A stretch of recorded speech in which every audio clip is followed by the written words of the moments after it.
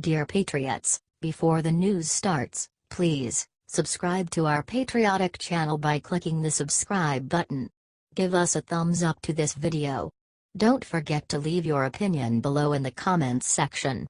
Share the news on Facebook and Twitter so you friends see it. Thank you. CNN tries to get President Trump kicked off Twitter, it backfires miserably.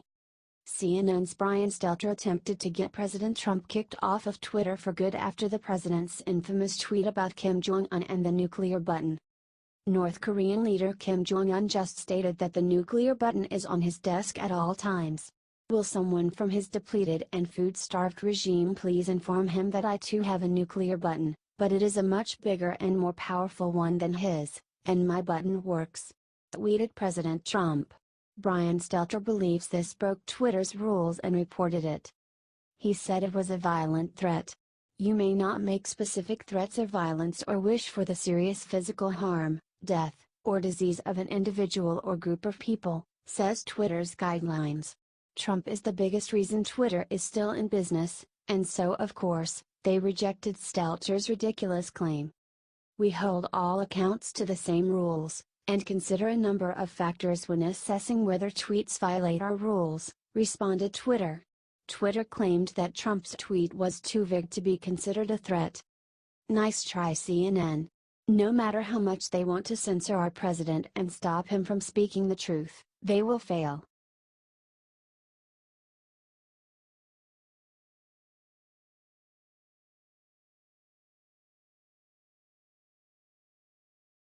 MSNBC falls for fake news story about Trump watching the Gorilla Channel for 17 hours a day. A Twitter account decided to write a fake excerpt from Wolf's new anti-Trump book Fire and Fury. It accused Trump of demanding that his White House staff find him the Gorilla Channel that he watches for 17 hours a day. The excerpt was supposed to be a joke, and over-the-top ridiculous. Unfortunately, thousands of liberals fell for it. Wow. This extract from Wolf's book is a shocking insight into Trump's mind, wrote the Twitter account that pixelated boat on his first night in the White House. President Trump complained that the TV in his bedroom was broken, because it didn't have the Gorilla Channel. Trump seemed to be under the impression that a TV channel existed that screened nothing but gorilla-based content, 24 hours a day. It said.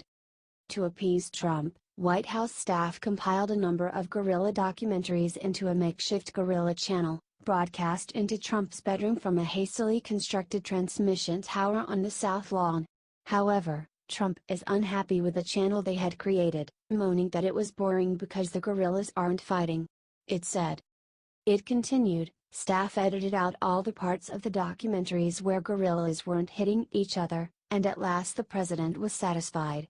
On some days he'll watch the Gorilla Channel for 17 hours straight, an insider told me, it said. The same user posted a follow-up, writing, that feeling when you parody a guy making up shit about Trump but people believe it so you become part of the problem. So many liberals fell for it, including Scott Dworkin, an MSNBC contributor, who angrily tweeted about it. Eric Garland, who describes himself as strategic intelligence analyst for corporations and governments, also fell for it.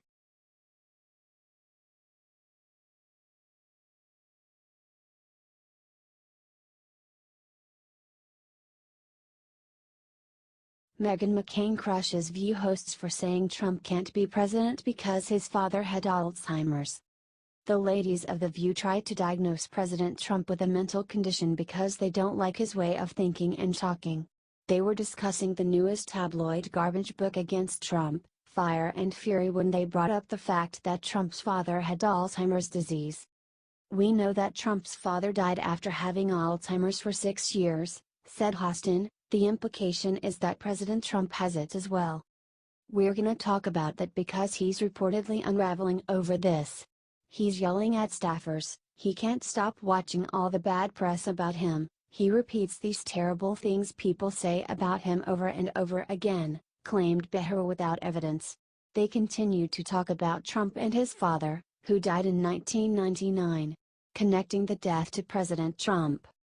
I'm sorry, do any of us have a medical degree, though? Said Meghan McCain finally. This is an ambiguous area, self-diagnosing, we're not doctors. And again, there's a lot of bigger problems that are going on and diagnosing our president's mental health. We're not doctors, we're talk show hosts," said McCain. "Are you sick of the fake news media constantly trying to diagnose the president with mental health diseases?"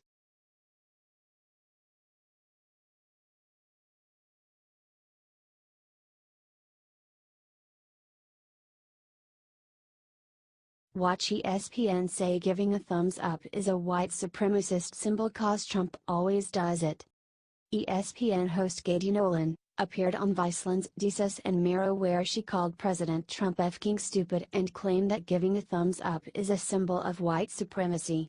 "I just found what this means," she said, holding her thumbs and index finger together to make the OK symbol. "I've been using that to mean OK for so long. I'm like, FCK. What?"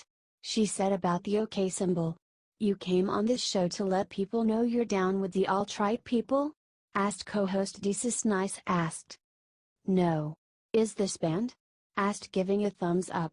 "This is bad, and the OK, they're both for white power," said the host. "F***ing hell," she said. "Thumbs up is white power now? Holy s," said the other co-host. "We should tell liberals that breathing is a sign of white supremacy. Maybe that will help." "This we obviously know, is a white supremacist symbol, cause Trump always does this," said a host. "That's because he's a effing stupid person," said Nolan about President Trump. Many people complained to ESPN about her comments. "We have looked into the totality of Nolan's comments, they were inappropriate and we have addressed it with her," said an ESPN representative.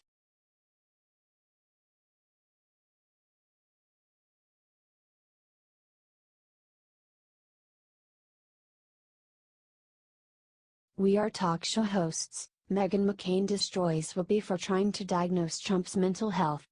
One of the most absurd development in liberals and establishment conservatives' non-stop smear campaign against Republican President Donald Trump is how they are now trying to delegitimize the successful former businessman by claiming that he has mental problems.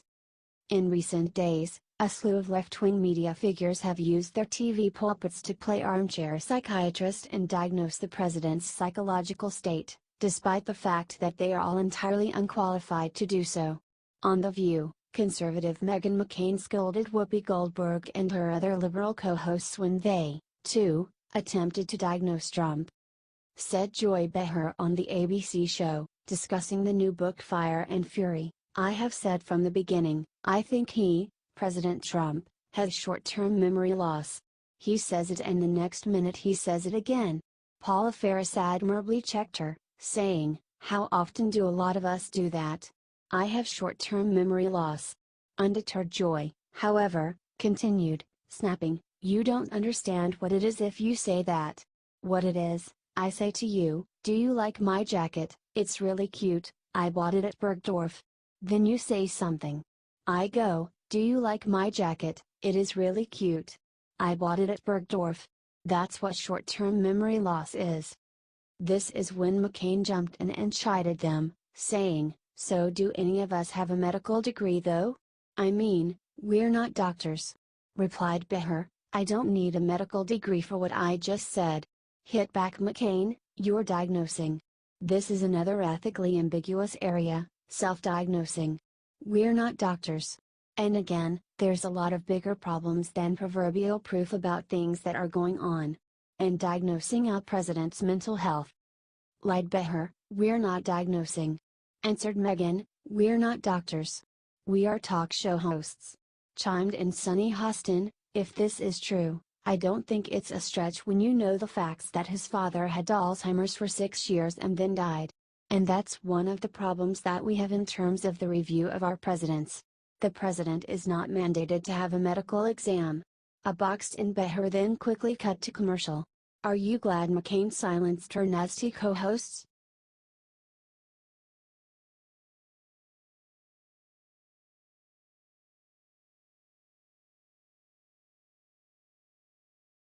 Three Republican women just defeated Beyonce as the most admired people in the world. Liberals love to pat themselves on the back and claim the moral high ground over Republicans, despite the fact that they support abortion and welcome the degradation of America's cultural values in the name of tolerance and diversity. Loudmouth liberal politicians, media figures and celebrities like to consider themselves to be respected, although they just received a jolt when a recent poll shows that more and more conservative public figures are increasingly being respected instead. Nonpartisan research group Gallup recently put out its annual list of the people who are most admired by Americans.